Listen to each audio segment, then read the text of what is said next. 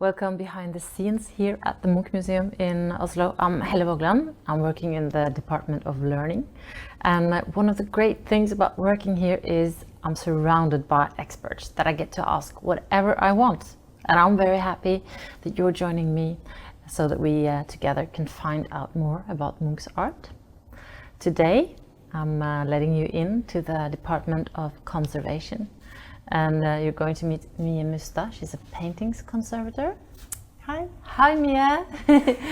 Tell me, this painting is what you're working on right now. What is it? Well, this painting called Naked Men in Landscape from 1919, 24, is going for a loan to the Clarion Art Hotel in Oslo in their lobby. It's going to be exhibited in a showcase 24/7 for several months. And now I'm looking at the painting, I'm treating it and see what we can do in order to allow it for such a long exposure. Yeah, because that's very unusual, isn't it, for a Munch painting? I mean, when we have exhibitions, they're not exposed to light for such a long time, is that right? Exactly. Usually exhibitions last for 3-4 months. And during gallery openings between 8 to 12 hours a day.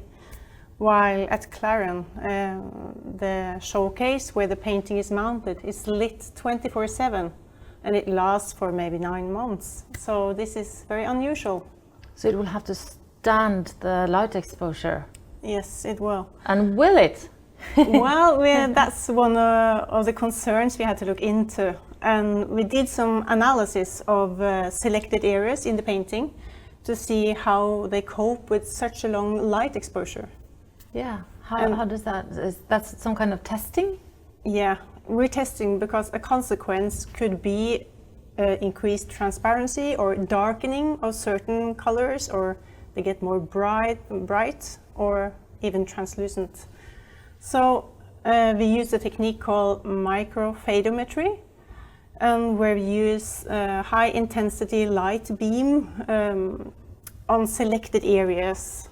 And this beam, when it hits the surface, it's approximately 1 millimeter wide, and it tells whether the paint can cope with the light or not, whether it starts to visually and optically change. How long do you actually beam a certain area? Well, it lasted between like 6 to 10 minutes. Mm-hmm. And if we see on the graphs on the computer, if the spectra goes up really high, then we stop immediately. We don't do the whole 6 to 10 minutes, because then we get an indication, whoa, this is very sensitive, light sensitive. Yeah. And what happened in this particular case when you tested it? We were lucky. It was actually, or it is, quite light stable painting. So we are very secure and confident that we can send it to Clarion for such a long loan. Yeah. Which is better than just keeping it in our cellar, I guess? Yes. It's sad if you don't get the chance to see this beautiful painting. Yeah. And it hasn't been exhibited much before? No, actually it's been on 2 exhibitions, is what we think. Yeah. And so it's time to show it again. Yeah, it is. So now you're preparing it to be exhibited, and I understand that one of the challenges that you're facing is actually bird dropping? Yes. If you see in the guy in the middle, on his legs, there's bird droppings. Some grey spots there. But this is not unusual for Munch paintings. Really? Because his estate at Ekeli, outside Oslo Center. Yeah. He stayed there for more than 20 years, and he had a lot of studios around on his estate. And they were quite plain constructions where birds easily could fly in and out and leave drops on the paint surface. And he actually painted outdoors as well, didn't he? Yes, he did. Yeah. And we don't really know where this was painted. And maybe Oskarstrand, but it was stored at Ekeli for many years. And did Munch know about? Was he aware of the bird droppings all over his paintings? I think he must have been, since it exists on so many paintings in the collection. Yeah. But if he cared, we don't really know, unless he wrote it, and we don't find that source. Yeah. But we know that in 1906 he sent a small famous painting called Head by Head to an art dealer in Hamburg in Germany. And his screening rooms, or where the paintings were hung, you saw the bird dropping also was in this painting in 1906. Because you've seen photos of it? Yes, there are a photo documentary from 1906 showing this painting with the bird dropping. So Munch must have known. I think he knew about it, but maybe this tells a bit about his attitude towards his art, or negligence to his what he's making. Yeah. So what do you do about bird dropping then? Well, when we know this, we have to be careful and don't remove it unless we know it's from now or after his death. But I'm cleaning the painting because there's a lot of soot and dust. So when I'm cleaning around the bird droppings, but I'm also carefully cleaning the bird droppings with brushes, very light, and then we also can use a gel, looks like a jello, where we don't move so much. It's more you put it on top and take off, and then soot and dust comes off. Couldn't you just remove the bird dropping? I mean, then we need to discuss with the art historians, or we always do anyway. But I think we're leaving it because we're not sure of the history. How did it come there? In respect to Munch, because if he knew and if he actually didn't mind, then it's then it's supposed to be there. That's what you're thinking. All right. Or unless something else is proven. So now we know that Munch probably didn't mind bird dropping on his paintings, and we also know that he experimented a lot with techniques. Yes. Is that something that shows in this painting? I think so. It has a kind of a tempera look, and not a classical oil painting look. So it has this kind of dry surface, almost like a fresco painting. But after cleaning, I see that it's kind of rich in oil or media. But we have up in the canopy of the pine, this green area, you see air bubbles in the surface. Have you noticed? Yeah, I see it now. Yeah, and this might be because it's an emulsion paint. Emulsion paint, what is that? That it can be many varieties of a technique, but it can be egg mixed with water and oil, and water mixed with oil easily separates, you know, if you put them together. So like when you make aioli or mayonnaise, you need to beat them in the right way, in the right temperature, with the right amounts. And this might be a failure in his technique, because the bubbles indicates the water evaporated, but they form bubbles, circular shapes in the surface while drying. I see. So you didn't get the mayonnaise right. He might have failed. But how do you handle these air bubbles? We leave them, because this is something that happened when he made the painting. So it's more like an expression, his technique, really, and nothing we want to correct. Again, in respect of Edvard Munch's experimenting. But there are damages to this painting, aren't there, that you have to fix? Quite a lot. And well, we start with the canvas. This is an old painting, more than 100 years. And eventually canvas will start to sag or be a bit loose, and then deformations or bulges occur, which is with this painting. And then you might want to tighten it a bit, tighten it up, because if you don't, then you might see crack patterns form, and paint will start to lift and fall off. And it's sensitive to transport and loans and such. But this painting is actually very healthy, and that might be due to his technique. And it has kind of settled with the deformations without causing any problems with cracks, lifting paint and such. But we have some holes here. We have a hole up in the left corner, and we have some paint glosses, which might be early consequence. Yeah. So that's one of the treatments I'm going to do. Yeah. Can you show me where the paint gloss is? Yeah, well, we have actually some lifting paint here. It's almost 1 centimeter of flake hanging out there. Yeah. And this occurs before the paint gloss. This might lead to paint gloss. When they're loose, you need to re-adhere them or glue them back to the canvas. So that's something you're actually working on.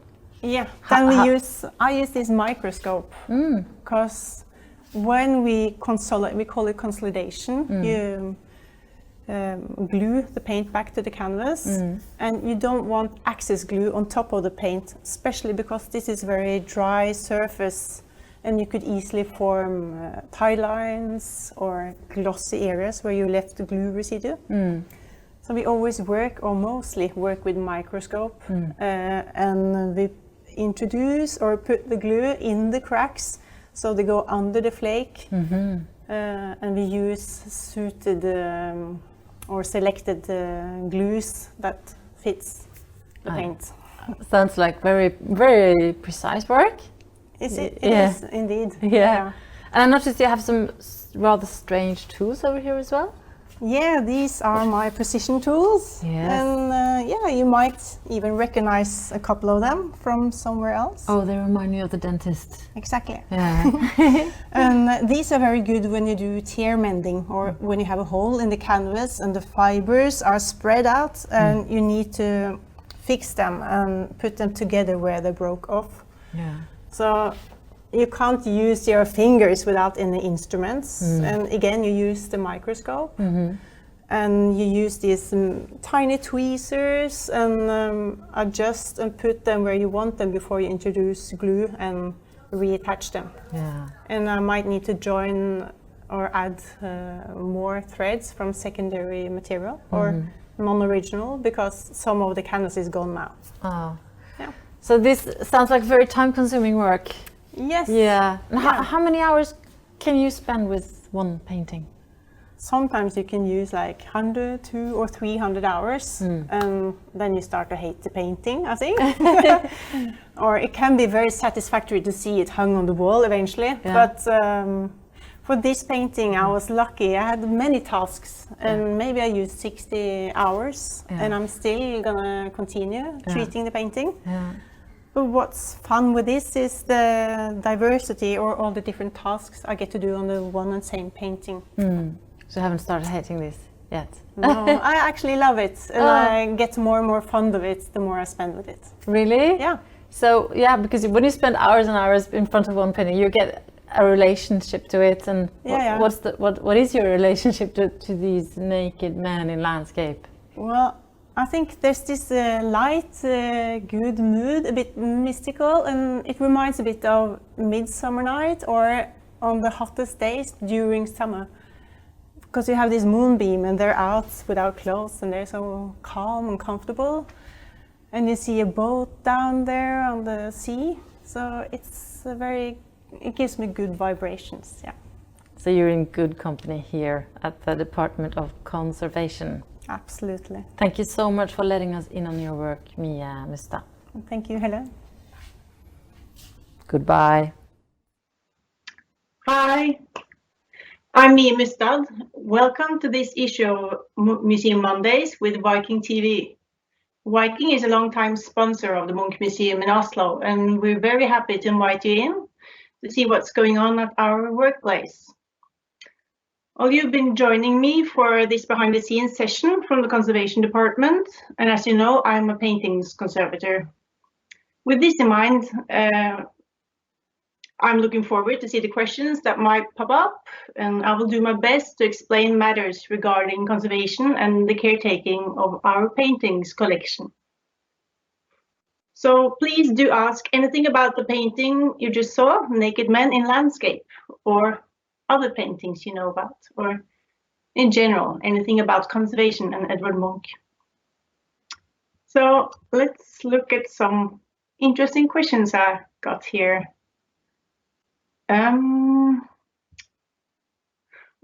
This is from Jerry in San Diego. What do you have to study to become a conservator? Well, you have to study conservation, and in Norway you can study it only in Oslo at the university. And you do both a bachelor's degree lasting for 3 years and then a master's degree. And parts of your master you do maybe half a year's practical work in a museum abroad or in Norway, or an art institution where they do conservation and research work. Some end up in conservation science, maybe, with a rich background in chemistry and physics, for instance. And some can have, even when you study conservation, you can have a background in archaeology or in art history. My background is I studied arts for 5 years in both Surrey and Italy. And I had 3 years stop after that, working with some art projects. And by coincidence, I met this paper conservator who needed an assistant. And I ended up following her for 5 years, or working part-time with her. And I also studied conservation. I decided to become a paintings conservator, not a paper conservator. So I have a 5-year background at the University of Oslo. Many study in Denmark and in Sweden, and others go abroad outside Scandinavia. Okay, so next question is from Julie from Cambridge. Hi, Julie. Have you ever had any accidents while restoring any artworks? Well, typically during the studies, you hear these scary stories about great accidents, like somebody who lost the microscope through a canvas, or someone spilling coffee or whatever over the painting. But when you work in a museum, first of all, when you decide to become a conservator, you are good with handling artworks, and even though you respect the artworks very much, and you can become stressed because of their value or iconic artworks like the Scream and such, you always work very calm and careful. And at the MUNCH Museum, you always use a microscope, so you work in small scale. So you need, you work very focused and with very few small amounts of glues and such. So you don't really have any big accidents. And of course, we don't do accidents with our collection. We are very careful. And if you have a bad day, you don't work on an artwork. Then you work on an article or do some office work, really. And then Anna from New York, she asks, not a question about conservation, but I was wondering if you had favorite male models. We see, like in Naked Men in Landscape, the man, I think to the right, he has big thighs like a football player, a very healthy, vital guy. And we've seen him in other paintings from approximately the same time, and also as a nude model. And I'm not sure his name. I know the art historians have ideas who he is, but that's true. He used the same models, male models and female models. Okay, Jerry from Kent, Ohio, he asks, what conservation issues have you had with the Scream? Personally, I've done treatment of 2 tiny fragments of the Scream. One was part of the support, where together with one of the paper conservators at our department, we did reattach pieces of the fibers that were about to fall off. And there was also an early treatment where some of the filling in a hole was about to fall out, and either I could remove it and restore this area, or I could consolidate it. And it was a very tiny area, and rather than doing a big treatment, I reattached it with a water-soluble glue, so we can easily retreat this area without having big issues restoring it. And then Peter from Canada, he asks, what has been your most satisfying restoration to date? I think, I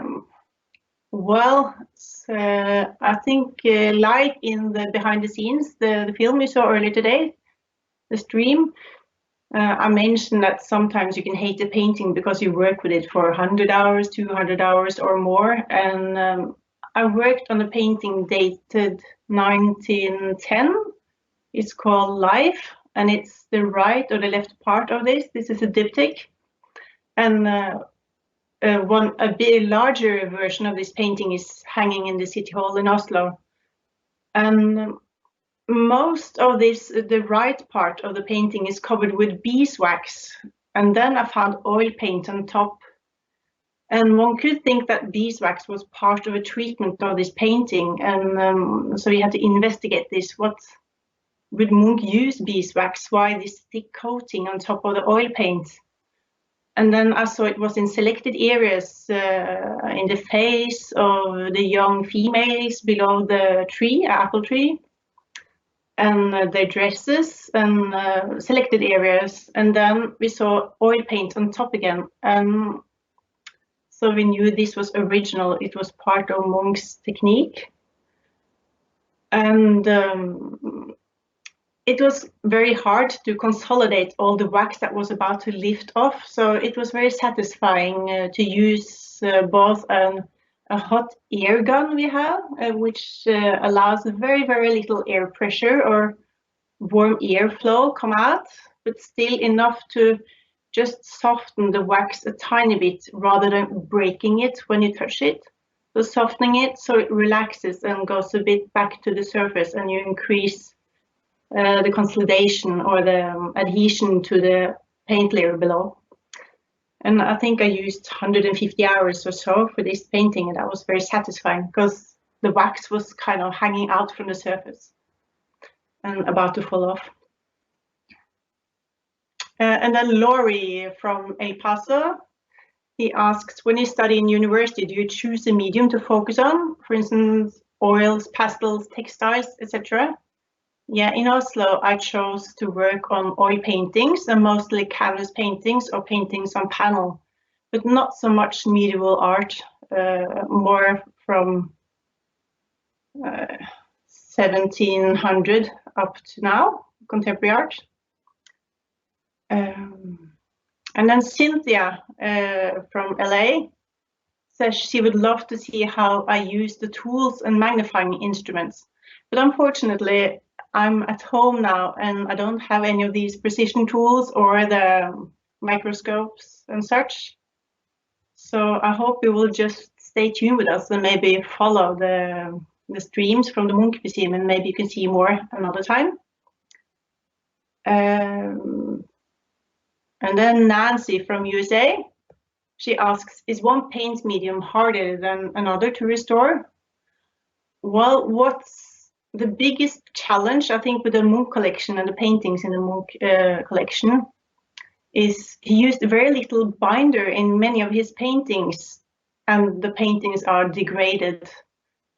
When I mean binder or say binder, binder is part of the paint, the one that binds the pigments and creates a film. And you can have a water-based paint, and the water and maybe binder like gum Arabic can be a binder, or egg yolk can be a binder, or oil from linseed can be a binder.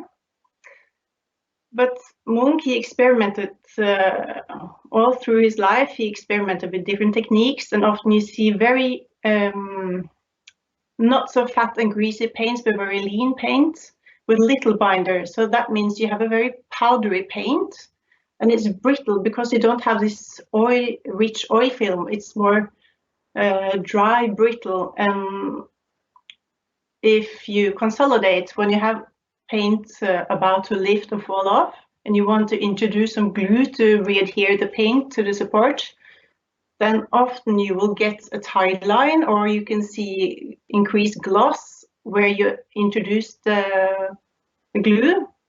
But for these paintings, and there are quite a lot of them with this condition, we use, for instance, funori, which is an algae, a plant from the water, from the sea, and it's been used in Japan and Asia for centuries. And this is a very viscous kind of glue, and it dries very matte and doesn't leave stains or tide marks in a way in very matte paint. So that's a good question.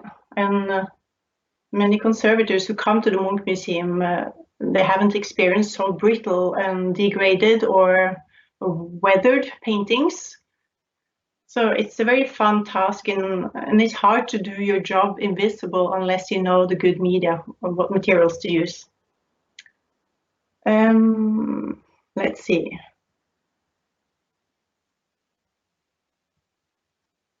And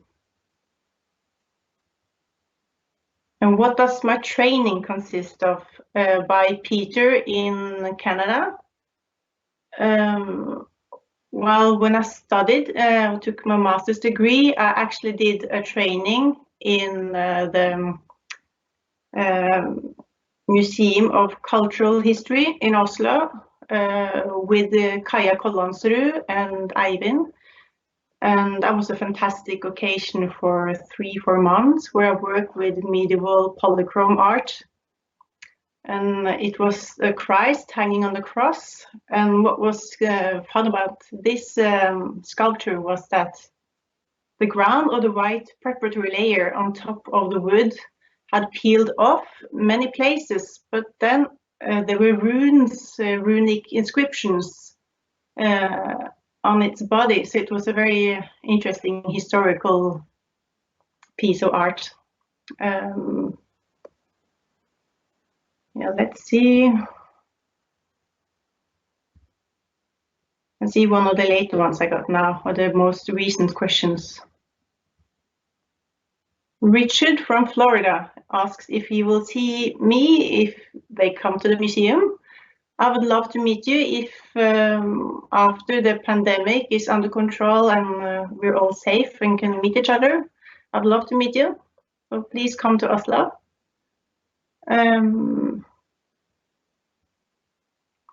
And then Peter from Canada, he asks, do you ever say no to a requested exhibit because of the damage it may do to a painting?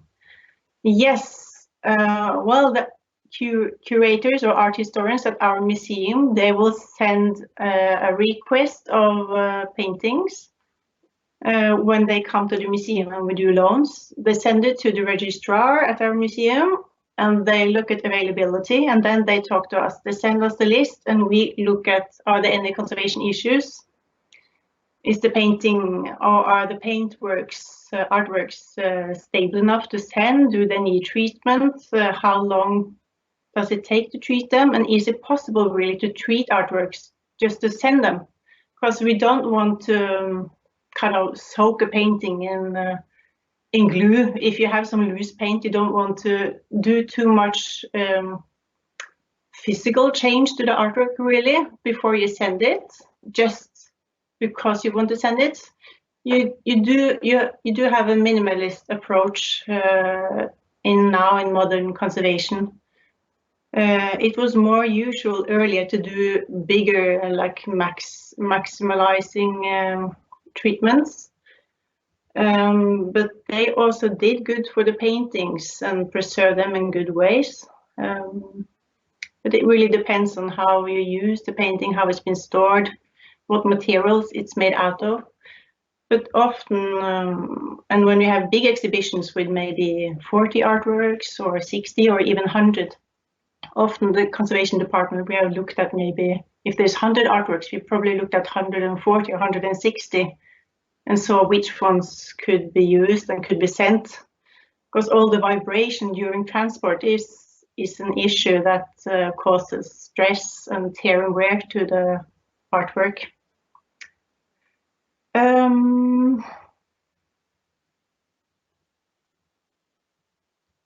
Where Irvin from Arizona asks, when restoring a very famous painting like The Scream, is there a team involved or just one individual?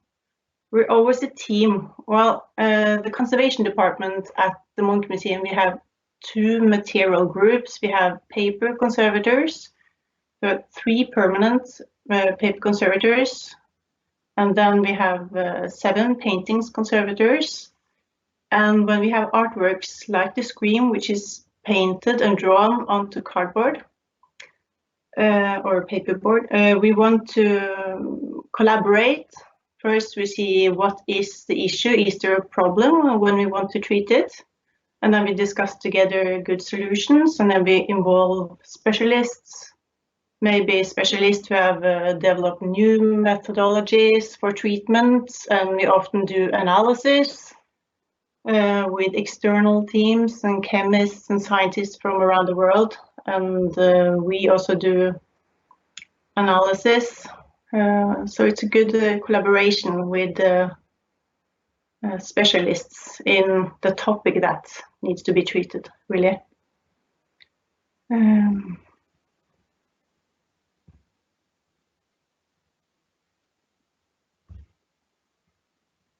Okay, so yeah, and then Agnes from Philadelphia, she asks, does restoration change the value of an original painting?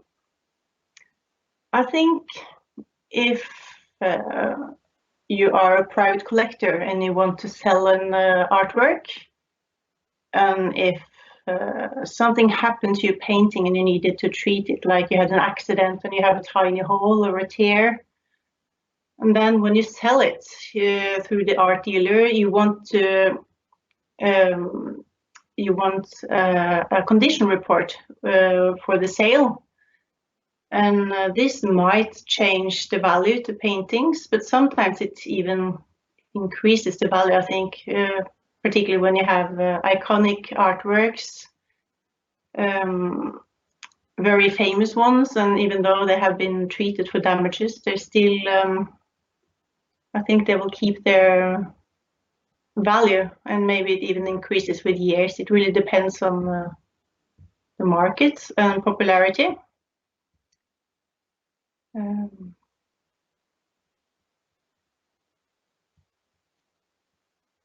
Okay, and then Shirley from South Carolina, she asks, how often would a Munch painting be reviewed to be seen, to see if it needs any conservation work?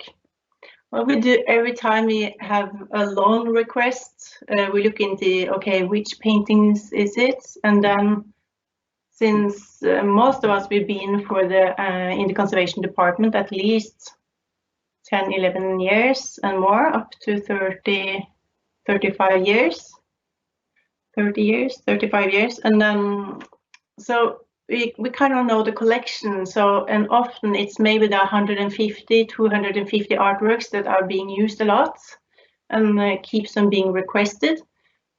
We look at, then we will know certain paintings and this is the very fragile one, or this is one we haven't looked at for years. Then we go down to the art storage and we check the condition, and we see, look at the records of conservation treatments, early treatments at the museum. And we look at its condition, and then we decide whether it's important to look at it under the microscope before we can allow it to go on loan or to use it in our own exhibitions. And sometimes the most frequently used paintings, we look at them every year, take them out of the picture frame. And this is maybe not so usual for a museum to take the paintings out of the glazing and the frame every year, or for every exhibition. But that's part of this is because so Munch's experimental technique with a little binder, like I mentioned earlier on, and also because it's been used a lot and sent back and forth, so you have the tear and wear. Yeah. Let's see if I have some other questions.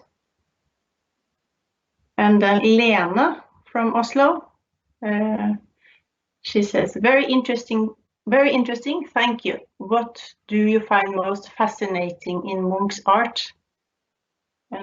I think it's standing in front of it and enjoying it. It can often move me, but I think also he used paint and colors in such a fantastic way. He's such a colorist, and it's a pure joy to have this. Some paintings look maybe. Well, he has a good combination of many techniques in one painting, one and the same painting, and you can have the different kinds of techniques in the one and the same painting. And I'm very into details. I love, like a detective, I love to try to find out, are there any strange phenomena over this painting? Like with the Naked Man and Landscape, you have the air bubbles.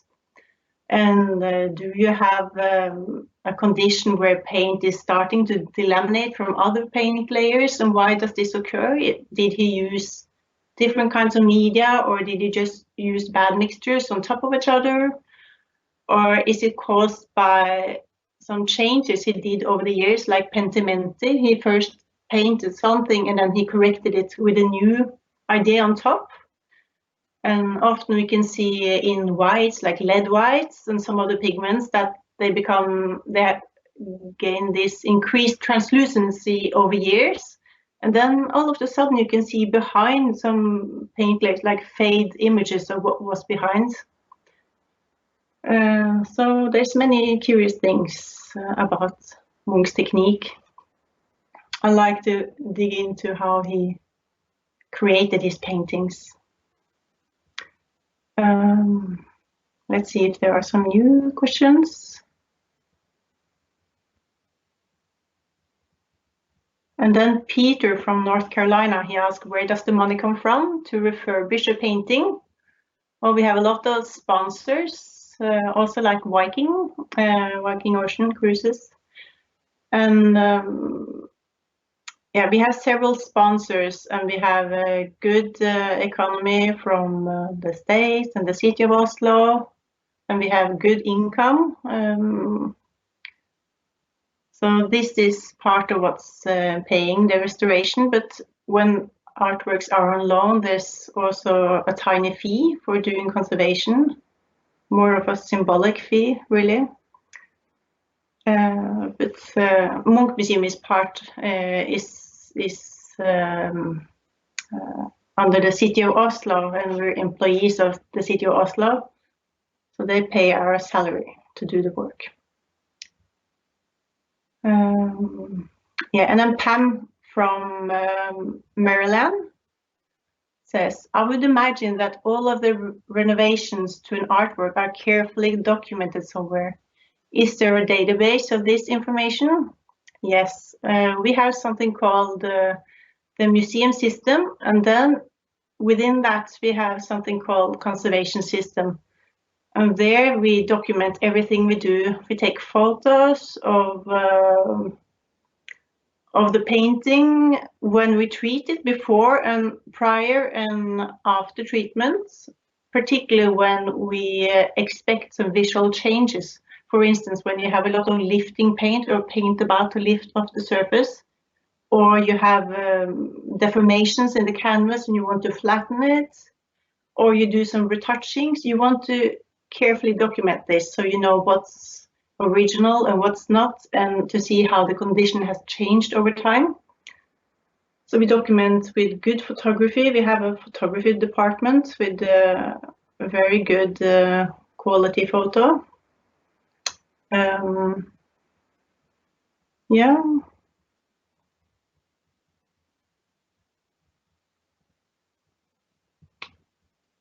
Do you ever uncover a forgery while restoring a painting?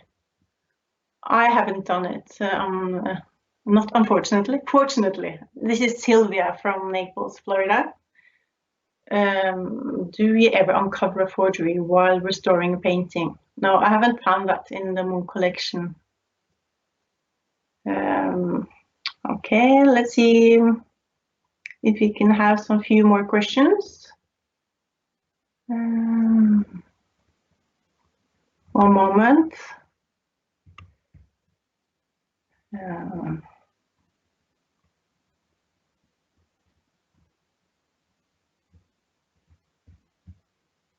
Okay, Jerry from Kent, Ohio. I'm enjoying this session. Have you ever discovered a hidden painting under another one? I haven't, but I know another museum in Europe found another painting beneath a monk. So there were two monks. I think there were two canvases on top of each other. But you know, the scream at the National Museum has another scream version at the back. And also we have some paintings in our collection painted on cardboard, and these were split after Munch's death, but early on when the city of Oslo bequeathed or had the collection in their hands.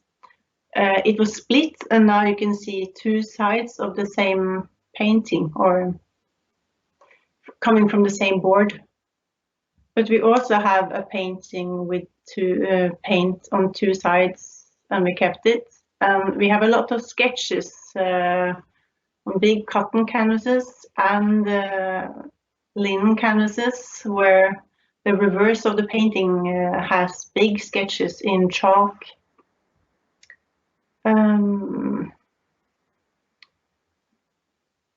Let's see. Elliot from Topsham in Maine asks, what kind of glue is used to repair canvas? 1 part, 2 part, waterproof, removable, etc.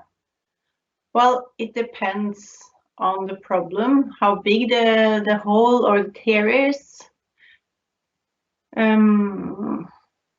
Sometimes it's actually good to use a permanent glue that is hard to regenerate with, for instance, water or alcohols, because you want to have this firm support for eternity. That's a non-reversible treatment. But sometimes you use a more reversible treatment with water-based binders or glues. They can easily, or you can retreat them more easily than using more permanent kinds of glues. But when you repair canvas, you can use starch, you can use the glue from fish, you can use the glue from plants, plant-based glues. It really depends on the properties of the canvas. If it's really brittle and degraded, you don't want a too strong glue, because then it's like if you fix a chair and you use a too hard glue, then next time it breaks next to the glue and not in the glue in the joining. And you don't want a glue that's so strong that you actually tear up a new part of the canvas in a way.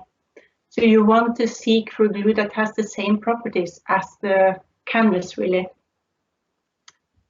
But you can also use patches, and patches can be an enforcement of the support or the canvas. You want to make sure that the patch or the canvas is just as strong as the canvas or a bit more strong. Okay.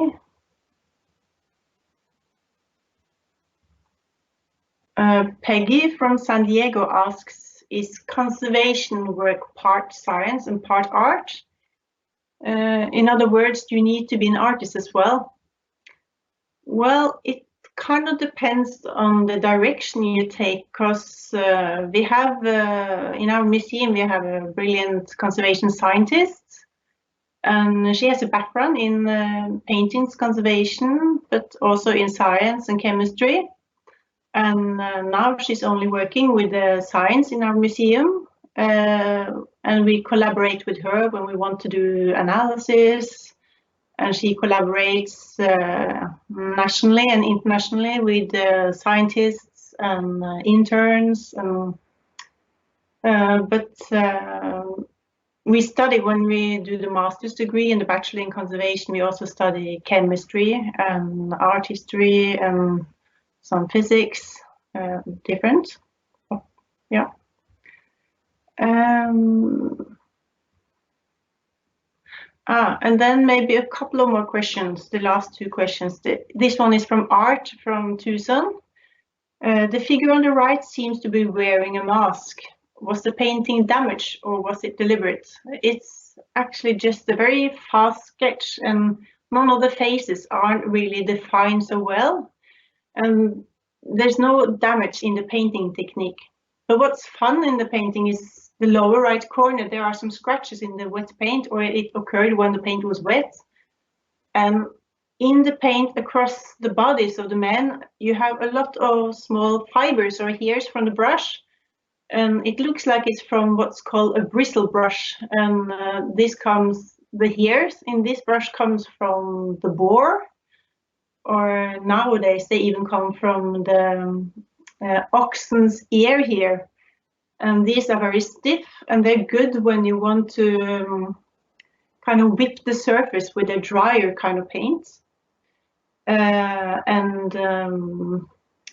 Almost all the hairs of the brush must have disappeared into the painting, because you see the hairs all over the painting.